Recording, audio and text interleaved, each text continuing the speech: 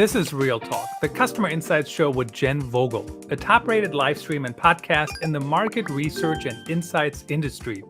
We stream live on LinkedIn, Twitter, and YouTube, and you can listen on all major podcast channels.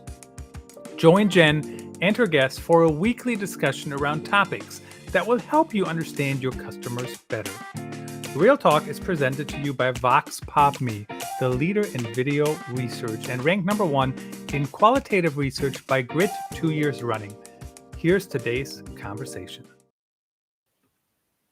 Hello, insights professionals, marketers, and everyone who wants to understand your customers better. I'm Jenn Vogel, and today I want to talk about technology adoption.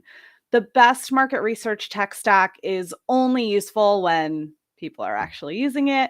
And so to dive into that topic, today I'm joined by Terrae Schroeder. Terrae is an industry leader utilizing the best and most progressive insights tools and methods. She applies academic concepts to real-world business problems, and I'm really excited to chat with her today. Welcome to the show, Terrae. Hi, Jen. I'm happy to be here. Thanks for having me. I'm really excited to have you on the show today. I'm sure a lot of our audience is familiar and has heard you speak before, but I'm excited to be able to ask you my own questions. Great. I'm excited to talk all things res tech and getting it into your organization. I think seeing the key there. Absolutely. Yeah. So important. So before we dive into the topic, can you tell our audience a little bit about yourself and your career, your experience in the insights industry? Sure. Well, I guess I've officially been in insights so long that I'm called a seasoned researcher, which I think is a good thing. But specifically from my background, I spent about 12 years at Procter & Gamble in Cincinnati. So shout out to my Proctoid friends. And there I had, I think, about 6 different roles. So spanning global brand research, regional research, did a little bit of shopper insights as well. Dabbled a little bit in analytics, a group called IBO there, where we led volume forecasting and market mix modeling predominantly. And then culminated in my last role, which I think really sparked my passion for understanding kind of new and innovative techniques, was in the behavioral sciences lab that P&G had began. So that's where I started to really get exposure to behavioral sciences. We had some really, really smart PhDs that we worked with there, cognitive science, neuroscience, and just really learned a lot and started to understand these more academic concepts and kind of how to apply them to consumer behavior. So that was really cool. And then from there, I spent the last 8 years at Kellogg up in Battle Creek, Michigan. A similar track of experiences. So I started in a global role working on Pringles, and then I moved to a U.S. role working in the snacks organization, dabbled a bit more in shopper, and then again, rounding out my experience there as the U.S. Lead of commercial and shopper insights. So that's my background. Amazing. I think you certainly are a seasoned insights professional, but in such a good way. I mean, such a wide breadth of experience across different teams and different methodologies. And I think that's really valuable in the space today. So what trends have you been seeing when it comes to specifically technology adoption? Yeah. So, it's funny. I was just at a conference last week, my first one, and I don't even know how long, probably 2 years, CRC in Dallas. And when I go to the conferences, I always check out the booths and who's there. And again, this year, new tech, there's new technology out there. There's a lot in the automation space, AI and machine learning, I think is really cool because it's like automating a lot of kind of non-value add tasks or things that take a lot of time or resources. And as I've talked to a lot of the companies that are innovating in this space, what I'm hearing is there is this growing trend of kind of like in the middle. So there's kind of been previously the pure DIY space, totally do it yourself. And then there's obviously the full custom space. And both of those have been going for a while, but it seems like companies are finding that there's actually a lot of demand for something that's kind of in the middle. So there's tools and things that you can do yourself, but then they're also like building up and staffing teams for like customer success or analysts to help you when you need a little help getting through there. And I think this is a really good trend for a couple of reasons. So one is I think it really helps the adoption curve for new technology when you're bringing it in, to not just kind of dump it on you and leave, but to have someone there ongoing to kind of answer your questions or be your call line or your helpline, to get you up and running on it. But then it also gives you some more options when you really are in a time crunch. And so you want to use that technology, but you don't have time to actually set it up or run it or pull it down yourself. So having that little bit of extra space and bandwidth, from a service perspective to pull that together, I think is really helping teams be able to embrace a lot of this technology. So I encourage that development. I think it's going to be really helpful for the industry. Yeah, I think you're right. Like having that sort of in between of not just throwing something fully DIY onto someone who's never had experience with it before, but actually, helping to support and train and onboard is definitely key. Now, you said something about, the automation and machine learning that's out there really helping with non-value add tasks for insights teams. And I think this is really important. Like tell me a little bit about what you mean by that when you say non-value add tasks. Like what are the things that you that can be automated and should be automated versus what still needs time and thought and resource? Yeah, I think a huge help from client side, if you will, is the automation of the output. So the creation of charts or dashboards, or even some tools now will even put some insights on there, derived insights from that data. So the time that teams would spend literally building slides, creating charts, making graphs, like that was such a big time spend. So to me, that like back end automation is hugely helpful. To really expedite the time from when an insights person gets the insights and the data or the research, and then they're able to deploy it. So it's really cutting a lot of time out of the back end. And then I think there's, which I don't have a depth of knowledge of, but I think there's a lot of cool stuff in the automation that's happening on the front end as well, particularly in like fielding and like panel management, where they're able to field research quicker. So they've automated some of those tasks there, cleaning the data, to enable us to actually get in and out of field faster as well. So those are all things that are kind of increasing the speed to research, but you're not really like losing any value by not having like a person doing that stuff themselves. In fact, it's really helpful that people don't have to do that themselves, right? So those are two areas that I've seen be really impactful from a speed to research area, and also just a big help for insights professionals, lifting a big lift, especially on the visualization and data creation on the back end. Sure. Yeah, that makes a lot of sense. There's a lot of stuff that doesn't necessarily require brain power to get it done, and it leaves space for the stuff that does. So that's really helpful. So what do you think are like some of the areas where insights professionals are most challenged when thinking about adopting new tech? Where are they struggling the most? Yeah, I think there's a lot of challenges, and I think this is a good discussion to have for both the insights professionals, but even the vendors and the creators of these new tech. It's evolving so fast and so furious. I feel like it's almost like a fire hose of things coming at us anymore. It's like there's so many different options. There's so many new tech. There's so many different ways to do things now, and it's hard to even have space in your day or your week to even understand what are those options out there. So one thing I think teams may struggle with is even just having the time to understand what's out there, do some discovery, do some research on what's out there, and then be able to vet some of the options.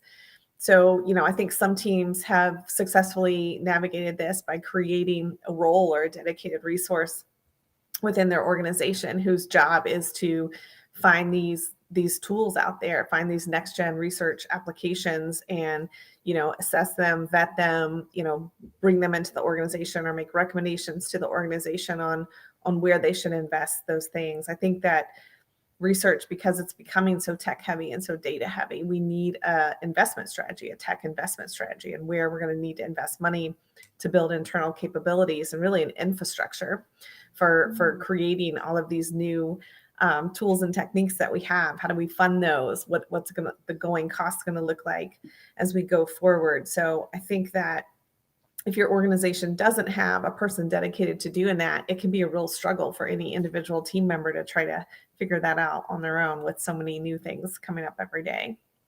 Yeah, for sure. That's interesting, the idea of a tech investment strategy. So, if you've got somebody that's focused just on that, you mentioned like budget, like how are you funding the experiments that you're running and things like that. What else would be incorporated in a tech investment strategy? Well, I think about it as almost like you would think about your IT department or other data analytics departments. Like they are recognizing that they need to build internal infrastructures to house this data, to use the data, to export the data.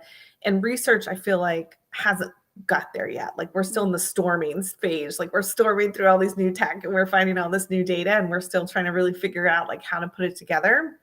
And so this is where I think you need those dedicated resources, or you need that mind space to say, hey guys, separate from research dollars, we need to fund an ecosystem that supports our new platforms, right? We need to fund an ecosystem that supports first party data. We need to fund an ecosystem that supports like ingesting this data and reporting it back out or housing it. So those are all things that are almost like capital spending. It's separate from any different research that you're going to run, but it's really about funding the systems that will then fuel the research or sustain the research or make it accessible. So, I think it's new for research. There might be some companies out there already doing it. I haven't heard a lot of folks talking about it, but I do think that's how we need to think a little bit differently from research, because I think as we move from this very custom-based ad hoc model to a more always on, and a more, I don't know what the right word is,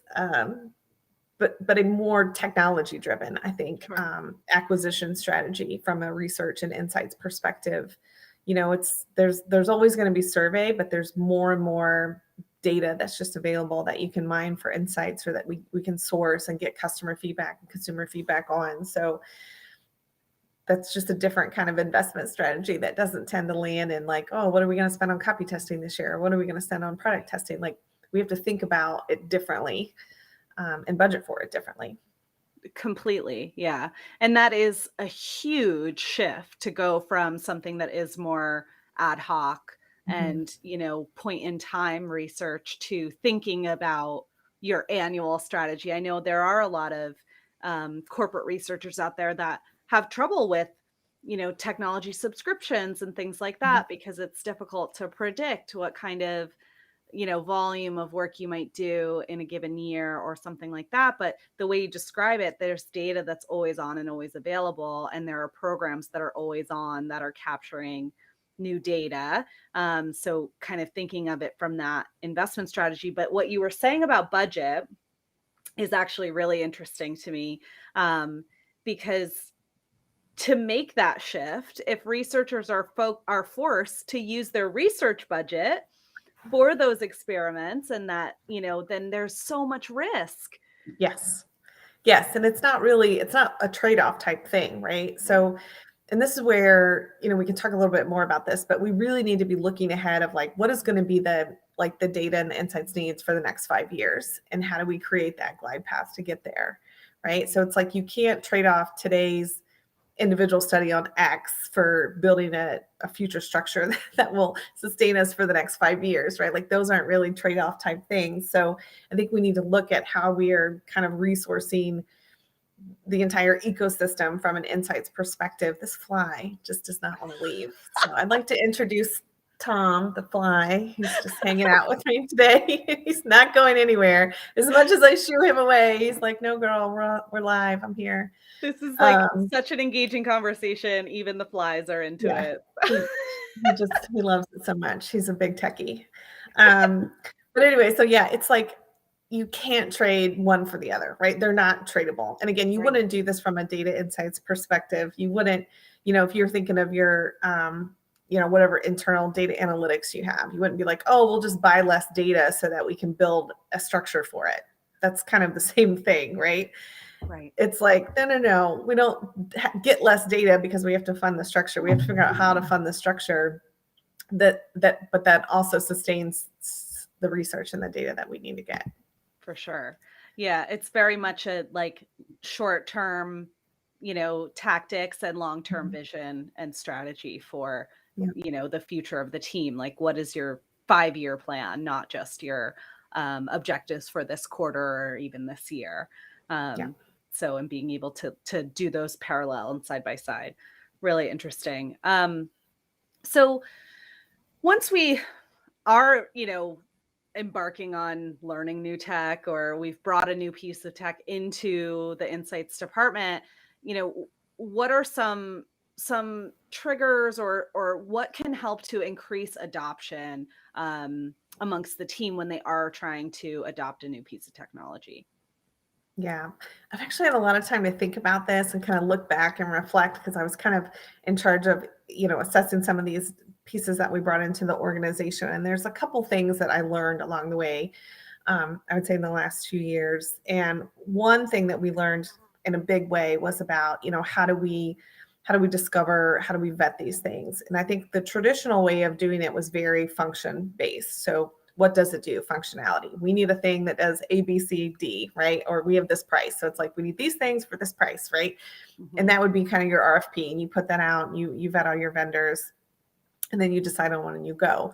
But what I realized in doing that is it kind of doesn't matter all the functionality you have if it's not easy to use and if it's not intuitive. So that user interface, especially in this tech space, is just mission critical. So, our most recent RFPs have led with that, and you have to go about doing it differently. So instead of just giving, your suppliers a list of functions you got to talk to them about pilots, and you need to get beta testers. So you actually need to have people go in there and play around with it and provide some feedback to you on how easy to use is it, how intuitive, what would it replace? And so you have to get a lot more granular in the use cases and the actual user feedback. So we did that quite a bit, and we even expanded that user group to even go out into our business partners if it was something that they may be able to tap into as well. So I think the first piece is really understanding that usability, use cases, and getting that feedback from the organization. Yeah. I was just going to say, so the second piece I found too is really about frequency of use. And they're somewhat connected, because obviously the more you use it, the easier it gets and the better you get at doing it. So, that learning curve kind of gets more and more flat the more times you're in there interacting with it.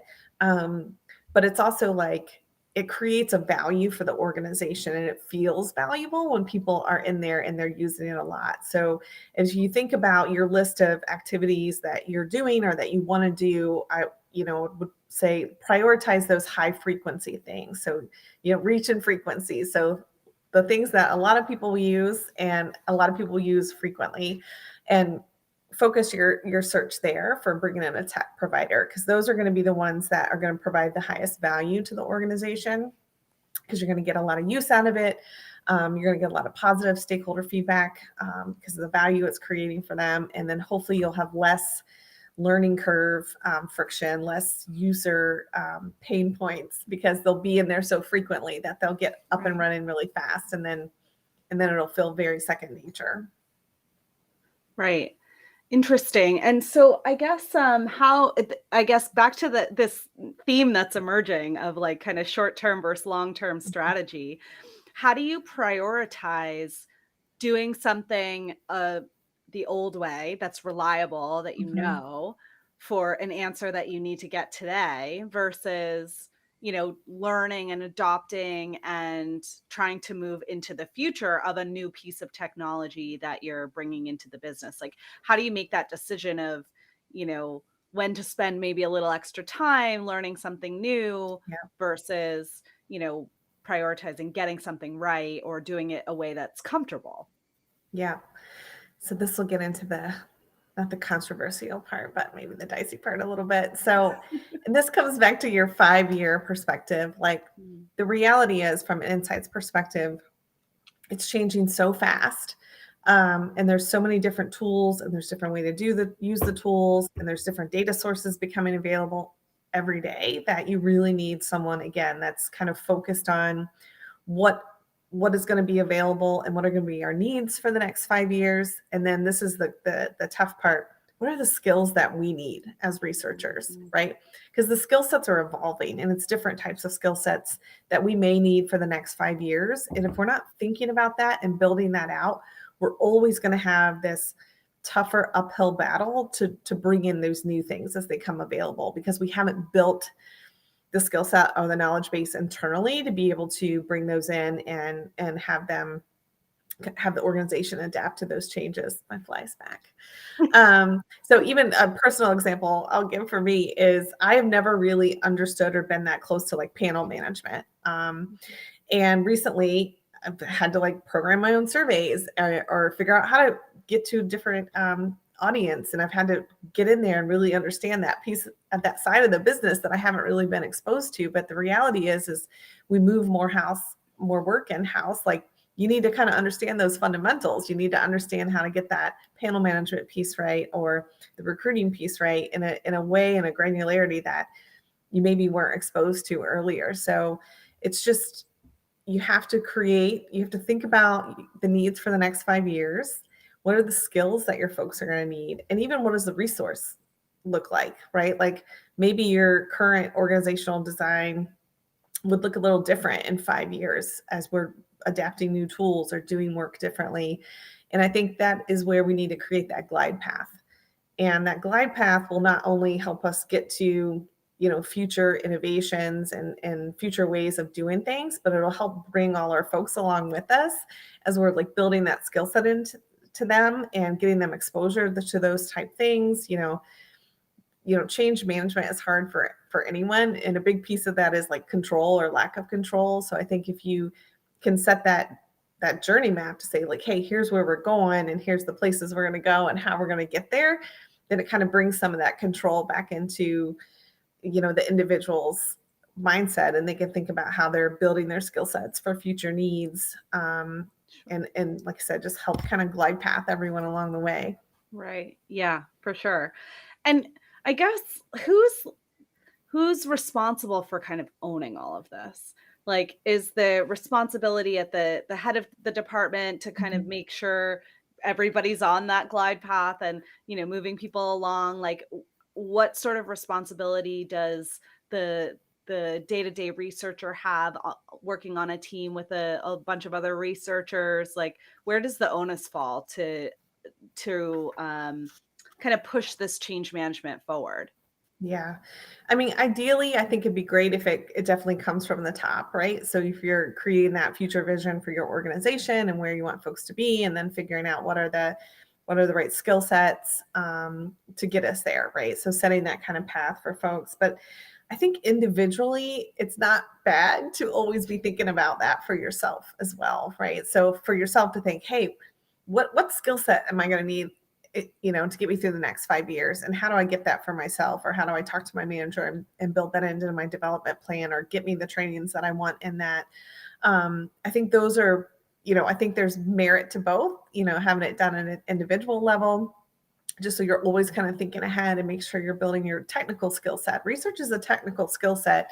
And we need to keep those skills sharp, right? Else you're using outdated tools and you're not going to be as effective as you could be. But I think there's also, it all goes hand in hand from a top-down leadership standpoint about, setting that vision for the future, providing those resources to skill your employees to get them what they need to really be able to adapt to this new technology and new ways of working. And then also, like I said, creating that investment strategy that's going to move the organization forward in those places where you're going to want to be, technically competitive with your competitors. So you need to invest for that. It doesn't happen overnight. Even bringing in one new tool doesn't happen overnight. I mean, it probably takes easily 6 months by the time you're finding the tool, vetting the tool, bringing it in, training everyone up. Like these are big investments that the organization needs to think about and plan long-term for. Yeah, for sure. And prioritize and, see that there's value in spending that time. So I mean, this is the constant battle we all have in our day-to-day is how much time and resource do we put towards our future or more strategic work versus what has a deadline, what do I need to work on today and deliver on? And that learning and development piece, I mean, like you literally have to mark time on the calendar to set aside to like not do work for a bit, right? Otherwise we just go and check off the list. And leadership needs to create that space for that too, right? To say it's okay to spend time in your personal development. It's okay to take this training or this class or build this skill set. So, leaders need to make that space, and then, individual people need to step into that space, right? And own that accountability and responsibility for themselves to build their skill set. Of course. I was just reading today, somebody posted something on LinkedIn about Mad Men. There was an episode of Mad Men where, all of the creatives are like taking naps and like playing games and whatever. And it's like, yeah, we need to like give them space to be unproductive until they're productive. And there are definitely, I mean, maybe not taking naps in the middle of the day, but there's, well, maybe, I don't know. Maybe we should all be taking naps in the middle of the day. I think there's some good cognitive science to back that from like letting your brain rest. So for sure. Well, I'll have to, I'll do a follow-up post on my banana dance. This is what my son does in between his sessions in kindergarten. They get up and they move to clear their heads. So same idea, I guess. Yeah, I think we should all adapt that, a little banana dance into our day. Exactly, for sure. Okay, so I mean, back to market research technology. We got a little off track there. I don't know, in a very short time, Mad Men, banana dance, all that stuff, but research tech. How are you thinking about like the new tech that you're bringing into an organization? Is it important that it's, are you thinking about individual pieces of tech? Are you thinking about how they integrate and work together, or like kind of broader ecosystems of tech, like a complete tech stack? How are you looking at that, and in terms of, how the pieces fit together into a broader puzzle? Yeah. I think the endpoint, or the hopefully near future endpoint, is to think of it more holistically. I think, at least for me, and a lot of folks are more managing it task by task or thing by thing. And I haven't found right now that there is a lot of connectivity across the different tools. So, I'd love for us to get to that end state, but I'm not sure it's built there yet. But I think, again, there's synergies there. Like, to take a simple example of, you have a tool that runs research, and then you have a tool that holds your research, right? Your repository, your knowledge base where you store everything. And there's processes between running your research and downloading it and doing whatever you're going to do, and then re-uploading it to the repository, right? So, that's a simple one where it's like, well, if those things automatically connected, then it would just cut out a step. Again, it would automate, something that's not really value add from a time perspective. So I think there's little things like that where there could be great connectivity. The other thing that I think about is we have a lot of digital asset management tools as well, where you have all of your pack images or promotional images. And again, is there a way to connect those to your research tools, right? So you just can directly connect them and pull them in and run research again, instead of like downloading them or uploading them. And so I think there is a lot of opportunity out there to be able to connect a lot of the processes that are in-house that aren't connected today. And I'm sure there's smart people out there working on it. And the next conference, there'll be a booth there to tell me about how they've set that up. But I think it's still a big opportunity area to connect those systems a lot better.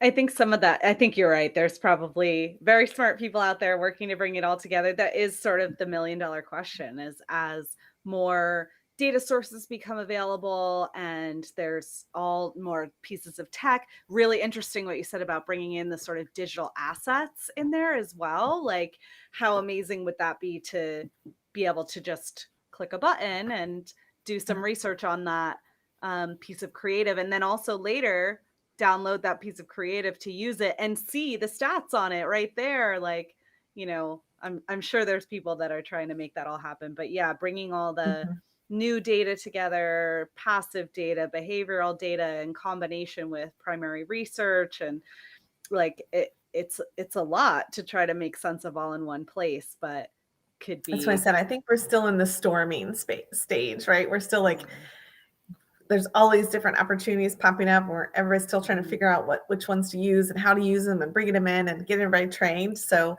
I think I'm trying to think if there's any function that I think has really gotten there yet. I think it's all really new, but someday, maybe in the next 5 years, I think that'll be where what we're all talking about is how all our systems talk to each other and connect and run so smoothly, but not sure we're there yet. Yeah. I think we're working on it for sure. It definitely, I think, is a focus.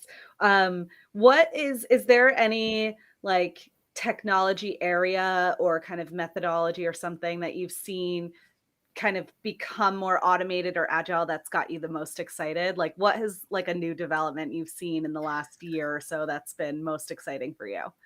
What I think has been interesting, especially from a technology enablement standpoint, is we've gone from, so if you started with kind of technology enablers, so it's kind of your standard like low complexity survey, right?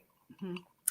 But now it's like grown so much. So it's grown to be really cool, in-depth qualitative, but then also like really advanced quant. So it's like, these quant tools and methods that you used to have to hire, a statistician to run, you can now run yourself, which is kind of scary, but also cool. So to me, I think this evolution of technology enablers across almost the full system of research is really cool. And it'll be interesting to see again which areas grow, and I think the interconnectedness will be a big one to come as well, because I think there will be an opportunity then to start to connect those streams a little bit better so they're not so disparate. But it's just the breadth and the depth of the innovation has been really exciting to see. Yeah. It definitely is an exciting time to be in the insight space and to see all the technology emerging because Yeah. it's like nonstop. There's always something new out there. Like you said, going to a conference and seeing booths of all these tech players that Yeah. didn't exist a year ago or whatever. Yeah, it seems like every year is like there's new things that people have thought of. So Yeah. It's so true. Well, next week I'll be in New York at Quirks and I'll check out the new booths for you there. I missed yeah. everyone at Dallas. I was very feeling the FOMO from all of the LinkedIn posts and all everything like that, but I heard good things. Yeah, it was great. Amazing. Well, I can't thank you enough for taking the time to come on the show today. This has been a really great conversation, really interesting to think about, just a different mindset of how we're building technology for the future and not just for the work we're doing today. So thank you so much Yes. for your perspective on that. Thank you so much for having me. And I just want to wish everyone, happy future building for your next 5. And I hope that it really drives the industry and really drives research to be even more impactful. Amazing. Thank you so much. Thanks everybody for listening. We'll be back next week with another episode. I can't wait to see you then.